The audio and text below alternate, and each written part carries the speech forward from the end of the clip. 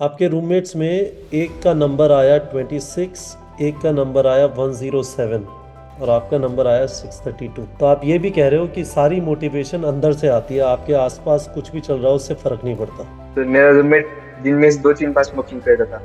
यार कन्हैया, मैं आपको क्या बताऊं। अम्बा जोगई थोड़ा दूर है, आइडियली है ना मैं वहां पे आके आपके घर पे आपका इंटरव्यू लेना चाहता हूँ। क्या जबरदस्त स्टोरी है और क्या मतलब। तो students, this is the interview में और मैं कुछ नहीं पूछना चाहता। आपको समझ में आ गया होगा कि यदि आप ठान लेंगे, यदि आप डटे रहेंगे, यदि आप गिव अप नहीं करेंगे, उतार चढ़ाव होता रहेगा और उसके अराउंड आप अपने आप को एडजस्ट कर सकते हो। पर ये गेम 2 साल का है और आप 2 साल लगे रहे, रेगुलरली क्लासेस गए, मिस मत करो, आके रिवाइज किया, मिस मत करो, क्वेश्चन प्रैक्टिस करने की कोशिश करो जितना हो सकता है, पर गिव अप मत हम्म। करो, पर विश्वास रखो, क्योंकि जो बाकी लोग हैं ना उसमें धीमे धीमे कम होते जा रहे हैं धीमे धीमे है ना। जब तक ये रियलिटी है, मुझे ऐसा लगता है कन्हैया कि जब तक एग्जाम आता है ना, एक्चुअली कंपटीशन उतने ही लोगों के बीच में होता है जिनका सिलेक्शन होना है, बाकी सारे लोग है ना पीछे रह गए हैं ऑलरेडी, मतलब एग्जाम से पहले ही, हम्म। है ना। मतलब ऐसा नहीं है कि आपके जो रूममेट्स थे वो कंपटीशन में थे, वो ऑलरेडी कहीं पे ना रुक गए, है ना, और आप चलते रहे चलते रहे चलते रहे चलते रहे चलते रहे।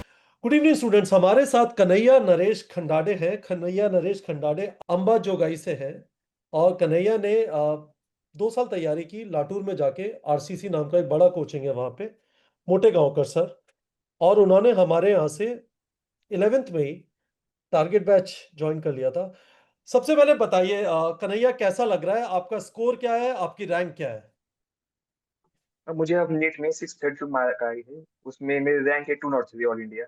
632 मार्क्स, 203 रैंक। वाह, 632 मार्क्स, 203 रैंक। और ये आपका फर्स्ट अटेम्प्ट था? हाँ। तो आप 11th में बोरिया बिस्तर बांध के लाटूर चले गए, आपने वहीं पे रह के पढ़ाई की, वहां पे आप हॉस्टल में रहते थे आरसीसी के। हम्म। तो आपको सर, टारगेट बैच के ऐसा बारे में। माना जाता है, हाँ, बोलो। ऐसा माना जाता है कि हम जब हॉस्टल में जाते थे तब हमारा नंबर नहीं लग सकता या हमें ज्यादा मार्क नहीं आ सकते। तो वो मैंने पहली बार करके दिखाया है कि हॉस्टल में लातूर में रह के हमारे क्लास में टॉप किया है। तो आपको टारगेट बैच के बारे में कैसे पता चला, क्योंकि आरसीसी में आपको मॉड्यूल से मिलते होंगे, उसमें भी क्वेश्चंस वगैरह होते होंगे। ऑब्वियसली कोचिंग कहेगा आपसे कि उन मॉड्यूल से भी क्वेश्चन करो। तो आपको टारगेट बैच के बारे में कैसे पता चला? इससे पहले मेरा भाई था, तो उसने उस वक्त यूट्यूब पे आपकी कुछ वीडियो देखे थे, तो उसने 2022-23 में आप ये टारगेट बैच ले ली थी। तो उससे उसका खूब ज्यादा फायदा हुआ था, तो उसने मुझे सजेस्ट किया था 11 ये 10 खत्म होती कि तुम टारगेट बैच ले लो, वो 2 साल की ले लेना, उससे तुम्हें बहुत ज्यादा फायदा होगा। वाह। तो आपके भाई ने 2022-23 में किया, 2023 में आपके ब्रदर का क्या रैंक आया और अभी वो कहाँ पे पढ़ रहा है? 2023 के एग्जाम में मेरे भाई का रैंक आया था, 59,000 आया था। उससे काशीबाई नोले पुणे कॉलेज में मिला है। सेमी गवर्नमेंट कॉलेज है। तो आपके हाँ। ब्रदर ने बोला कि आप 11 से क्वेश्चन प्रैक्टिस करना चालू कर दो टारगेट बैच से। तो आपने 47,000 क्वेश्चन सॉल्व किया 2 साल में। 2 साल में, हाँ। 47,000, है ना। 47,000 मतलब होता है, यदि आपने करीब 700 दिन के आसपास प्रैक्टिस किया तो हर रोज आपने करीब 60-70 क्वेश्चन सॉल्व किए। इसका मतलब कुछ दिनों में नहीं किए होंगे, कुछ दिनों में 100-100, 150-150 क्वेश्चन भी सॉल्व किए। बहुत जबरदस्त है। तो आपको टारगेट बैच के क्वेश्चंस के बारे में क्या अच्छा लगता था?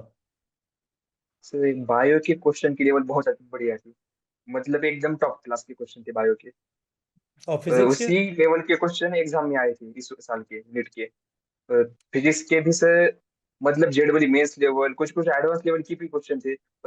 एक अच्छा था सर, एससी वर्मा की क्वेश्चन भी उसी बैच में। बाद में एनसीईआरटी अनसॉल्व, एनसीईआरटी एग्जाम्पल, मतलब हर ये ऑल लेवल के क्वेश्चन एक ही साथ में मिलते थे।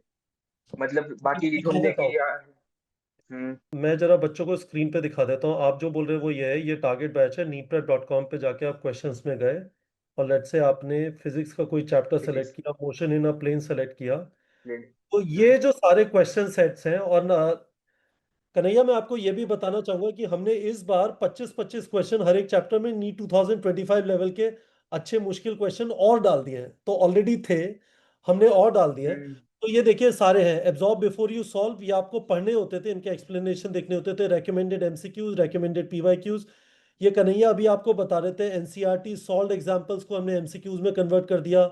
एनसीईआरटी एक्सरसाइज, बैक एक्सरसाइज को एमसीक्यूज में कन्वर्ट कर दिया। रिवीजन के लिए मिनी क्वेश्चन बैंक है, एनसीईआरटी एग्जाम्पलर है, एआर एंड अदर टाइप है, ये वो एचसी वर्मा वाले बोल रहे हैं। और अब हमने नीट 2025 लेवल और जेई मेंस वाला भी डाल दिया। ये देखो कन्हैया, हमने दो ऑलरेडी और ऐड कर दिए हैं। तो इसमें आपको सब कुछ मिल जाता था। This was a complete set of questions. तो हाँ, मतलब वो बढ़िया कुछ केस था कि ऑल लेवल के क्वेश्चन सब जगह से एक ही जगह में है, आपको ढूंढने की ये आवश्यकता नहीं है। और टाइम पास नहीं होता सर इसमें कुछ।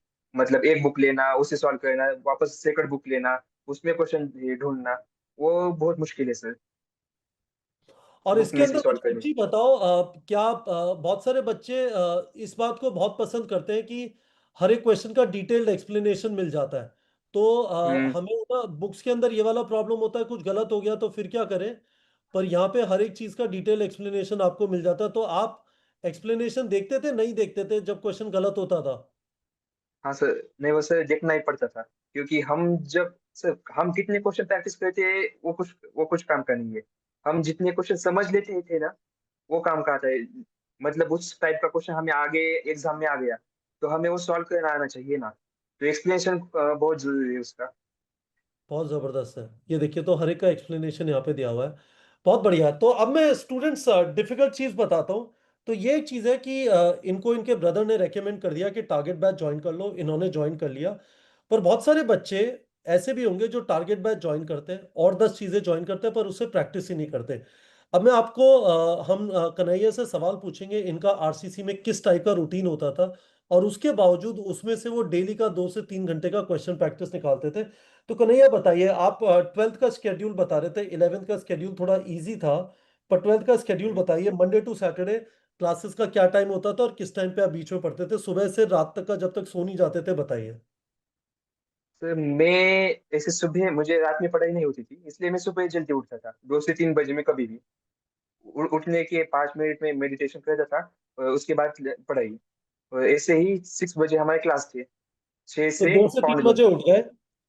तो ये हाँ, 2 से 3 बजे उठ गए। मुझे एक चीज बताओ, अलार्म क्लॉक से उठते थे, अपने आप नींद खुल जाती थी, आदत पड़ गई थी? अलार्म क्लॉक से। अलार्म क्लॉक से। यार, क्योंकि पूरे दिन क्या भर मेहनती लोग हो ये तुम। क्या मेहनती लोग हो। 2 से 3 बजे उठ रहा है हर रोज, उसके बाद 6 बजे से क्लासेस है। कितने बजे तक क्लासेस है? पौने दो। 6 से पौने 2 है, बीच में ब्रेकफास्ट है, पौने 2 पे लंच है। 6 से पौने 2 सर आपकी। मिडिल में एक ही हमें ब्रेक मिलता था, उसमें ब्रेकफास्ट करने के लिए। आपको 9:10 पे ब्रेकफास्ट करने को मिलता था, फिर 1:45 पे हाँ लंच होता था। आप हॉस्टल में रहते थे। तो 1:45 पे लंच हो गया, फिर 5 बजे वापस क्लासेस हैं शाम को। तो 1:45 से 5 बजे के बीच में कुछ पढ़ने का टाइम मिलता था? हाँ सर, 1:45 को हॉस्टल में आने के बाद पौने 3, मतलब 1 घंटा खाना खाना और एक नैप लेना, 15-20 मिनट का, और नैप के तो बाद नैप, पढ़ाई। नैप कुर्सी पे बैठ के लेते थे, बिस्तर पे लेट के लेते थे? बिस्तर पे। तो उठाता कौन था तुम्हें? Alarm clock? हाँ चलो सर, पौने। ऐसा है पूरे दिन में बहुत ज्यादा थकान आती थी, इसलिए हाँ, नैप लेना बहुत जरूरी था कि हमारा माइंड फ्रेश हो जाए और एक स्टडी में मन लगे, इसलिए। या। तो उसके बाद पौने 3 बजे से 5 बजे तक पढ़ाई की। हाँ, पौने 5 तक। पौने 5 तक, फिर 5 बजे से लेक्चर है, 5 से 6 हम्म। लेक्चर है। एक। और और बाकी टाइम क्लास में बैठ के मॉड्यूल सॉल्व करना, हमें कुछ डाउट आए तो टीचर के पास जाना। और कभी कभी हमें जेडब्ल्यू एडवांस और मेंस लेवल की डीपीपी मिलती थी, वो क्लास में सॉल्व करके लेते थे हमसे। तो ये आपको अभी रूम में वापस जाना अलाउड नहीं है? आपका रूम लॉक हो जाता है, ऐसा कुछ है? जा सकते हो आप वापस चुपचाप नहीं और सर, जाके मतलब हॉस्टल में बहुत ज्यादा टाइप के स्टूडेंट थे। कोई कोई कभी क्लास में ही नहीं जाता था, कोई ड्रग एडिक्टिव, वो बहुत टाइप के लोग थे। तो साउथ की तरह नहीं है। वहाँ वहाँ पे तो क्या करते हैं, सुबह जब बच्चा वहां से निकलता है तो उसके बाद रूम को लॉक लगा देते हैं, फिर वो रात को 9 बजे ही घुस सकता है। तो वैसा नहीं है? वैसा कुछ नहीं है, हमें कब ठीक है। मन हो क्लास में जाना या रूम पे रहना, हमारी मर्जी ऐसा। तो ये आपका शेड्यूल होता था मंडे टू सैटरडे। आप 5 बजे, फिर आपकी 5 से 6 क्लास हुई, 6 से 9 आपने मॉड्यूल सॉल्व किए, घर आए, मतलब हॉस्टल आए, खाना खाया और सो गए। हाँ।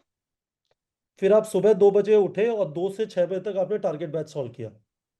हाँ मुझे एक चीज बताओ, सच्ची सच्ची बताना कन्हैया, मंडे टू सैटरडे 2 साल के अंदर कितनी बार ये वाली चीज आप नहीं कर पाए, ये रूटीन स्किप कर दी, क्लासेस या पढ़ाई नहीं की, कितनी बार? 50% टाइम।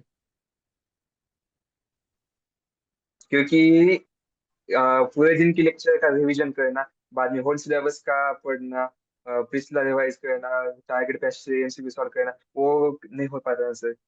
इसलिए शाम शाम के से 5 के से का 1 घंटे का लेक्चर करना और बाद में रूम में आ जाना वापस। तो आप ज्यादातर 6 बजे के बाद रूम में आ जाते थे, जबकि आपसे हम्म। एक्सपेक्टेड था कि 6 से 9 वहां पे बैठ जाओ। तो 50% ऑफ द टाइम जिन दिनों में आप नहीं कर पाए, उस दिन कम से कम कितनी पढ़ाई करते थे? सारे लेक्चर अटेंड करते होगे? हाँ, लेक्चर एक भी मिस नहीं किया मैंने। लेक्चर एक भी मिस नहीं किया? हम्म। लंच के बाद जो पढ़ाई करते थे, जो आपको पढ़ाया उसको रिवाइज करते थे, वो रिवाइज किया हर बार या नहीं किया? सर वो न भूलते हर रोज। क्या? एक भी दिन मैंने स्किप नहीं किया वो। ठीक क्योंकि है, वही रिवीजन ही बहुत काम की चीज है ना नीट के एग्जाम बहुत में। बढ़िया। अब उसके बाद जो 6 से 9 की पढ़ाई है वो मिस की है, कभी कभी जब थक गए हाँ। बहुत? हम्म। कितनी बार मिस की है? हफ्ते में ऑन एन एवरेज 2 बार पकड़ लीजिए। और कितनी बार सुबह 2 बजे नहीं उठ पाए, एग्जैक्टली 5 बजे नींद खुली और फिर रेडी होके 6 बजे भागे? नहीं सर, ऐसा 11th में ये पहले कुछ दिन हुआ था। बाद में रोज ये 2 2:30 बजे उठता था मैं। और 2 बजे उठ मतलब के आप बाद में तो हाँ। ये माना जा सकता है कि दिन की पढ़ाई के बाद 6 बजे हफ्ते में 2 बार नहीं की, पर सुबह 2 बजे उठ के 2 से 3 घंटे का क्वेश्चन प्रैक्टिस हर बार किया ऑलमोस्ट। हाँ, गुड। तो आपने सारा टाइम अपना नीट के तैयार स्टूडेंट्स, क्या जबरदस्त स्टोरी है। मतलब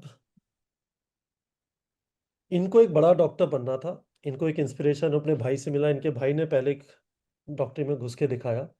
भाई का रैंक 59,000 के आसपास था, इनका रैंक है 203 फर्स्ट अटेम्प्ट के अंदर।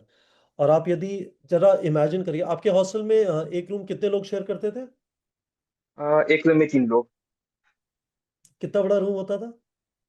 छोटा सा ही होता? बस बहुत 3 बिस्तर होते मतलब थे? 3 बिस्तर सिर्फ। हाँ, बाकी कपाट टेबल कुछ नहीं था।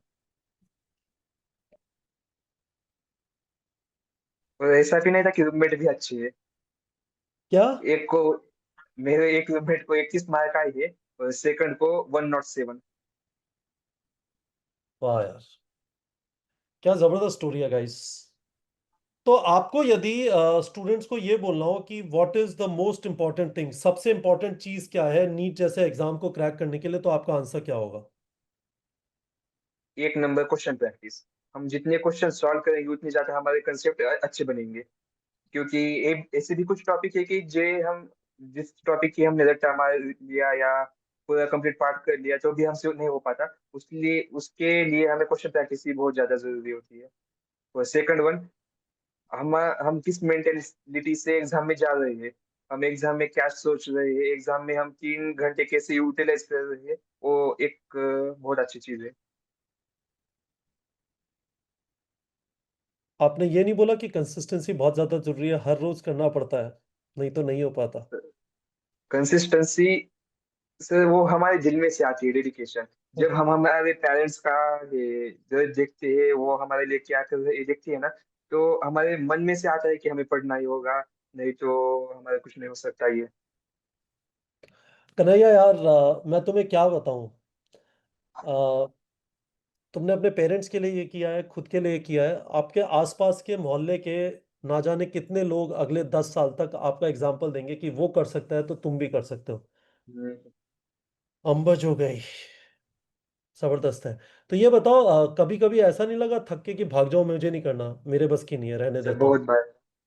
अब मुझे यहाँ पे कैसे हुआ है, बहुत लोग बोलते हैं कि तुम लकी हो इसलिए तुम्हारे 632 आ गए। अ, लेकिन उन्हें ये नहीं पता कि मेरे कितने अप डाउन हो गए, कितने में डिप्रेशन में जा चुका हूँ कितने बार। वो ज्यादा लोग नहीं देखते सर। वो सिर्फ ये देखते हैं कि तुमने 2 साल पढ़ाई की, 2 साल की पढ़ाई में तुम्हारा लक बहुत अच्छा था इसलिए तुम्हें इतने मार्क आ गए। वो सिर्फ हमारा डिस्प्लेसमेंट देखते हैं, लेकिन हम किस डिस्टेंस से किस पाथ से गए वो कोई नहीं देखता। तो जब डीमोटिवेट होते थे तो क्या करते थे? कभी रोए भी वहां पे बैठ के? याद आती थी घर की? नहीं, घर की याद तो कभी नहीं आई। मतलब डिमोटिवेट होने के बाद मम्मी पापा से बात करना या कभी कभार भाई से बात करना, एनिमे देखना, क्या यही। बोलते थे मम्मी पापा आपको? सर एक, मुझे मेरे बचपन से पापा ने कभी नहीं बोला कि स्टडी करो या तुम्हें पढ़ना होगा, ऐसा पापा ने तो कभी नहीं बोला। सिर्फ मम्मी बोलती थी। जब पापा ऐसा नहीं बोलते थे ना, तब हमारे ऊपर एक रिस्पॉन्सिबिलिटी है कि पापा ने मुझे नहीं बोला, लेकिन उनके मन में है। वो सिर्फ हमें बताते नहीं, तो रिस्पॉन्सिबिलिटी हमारी पड़ जाती है उस वक्त। हमें करके ही दिखाना होगा ऐसा। आपके रूममेट्स में एक का नंबर आया 26, एक का नंबर आया 107, और आपका नंबर आया 632। तो आप ये भी कह रहे हो कि सारी मोटिवेशन अंदर से आती है, आपके आसपास कुछ भी चल रहा हो उससे फर्क नहीं पड़ता। तो मेरा रूममेट दिन में 2-3 बार स्मोकिंग करता था। यार कन्हैया, मैं आपको क्या बताऊं। अंबा जो गई थोड़ा दूर है। आइडियली है ना, मैं वहां पे आके आपके घर पे आपका इंटरव्यू लेना चाहता हूँ। क्या जबरदस्त स्टोरी है, और क्या मतलब। आह, तो students, this is the interview. और मैं कुछ नहीं पूछना चाहता। आपको समझ में आ गया होगा कि यदि आप ठान लेंगे, यदि आप डटे रहेंगे, यदि आप गिव अप नहीं करेंगे, उतार चढ़ाव होता रहेगा, और उसके अराउंड आप अपने आप को एडजस्ट कर सकते हो। पर ये गेम 2 साल का है, और आप 2 साल लगे रहे। रेगुलरली क्लासेस गए, मिस मत करो। आके रिवाइज किया, मिस मत करो। क्वेश्चन प्रैक्टिस करने की कोशिश करो जितना हो सकता है ना। पर गिव अप मत हम्म। करो, खुद पर विश्वास रखो, क्योंकि अ, जो बाकी लोग हैं ना उसमें धीमे धीमे कम होते जा रहे हैं। धीमे धीमे है ना। जब तक, ये रियलिटी है, मुझे ऐसा लगता है कन्हैया कि जब तक एग्जाम आता है ना, एक्चुअली कंपटीशन उतने ही लोगों के बीच में होता है जिनका सिलेक्शन होना है। बाकी सारे लोग है ना पीछे रह गए हैं ऑलरेडी, मतलब एग्जाम से पहले ही। हम्म। है ना, मतलब ऐसा नहीं है कि आपके जो रूममेट्स थे वो कंपटीशन में थे, वो ऑलरेडी कहीं पे ना रुक गए। है ना, और आप चलते रहे चलते रहे चलते रहे चलते रहे चलते रहे। सो आपके सामने कन्हैया नरेश खंडाडे हैं। बहुत जबरदस्त स्टोरी है। फर्स्ट अटेम्प्ट, स्कोर 632, रैंक है 203, and he is going to a very very big college. इनका टारगेट एम्स भोपाल है। I am 100% sure is going to get it. और मैं कॉन्फिडेंट हूँ बहुत बड़े डॉक्टर बनेंगे, और अपना नाम रोशन करेंगे, और अपने पेरेंट्स का नाम रोशन करेंगे। Thank you so much Kanhaiya, आपसे बात करके बहुत अच्छा लगा। आई होप ये वाला इंटरव्यू बहुत सारे बच्चों को इंस्पायर करेगा। Thank you sir.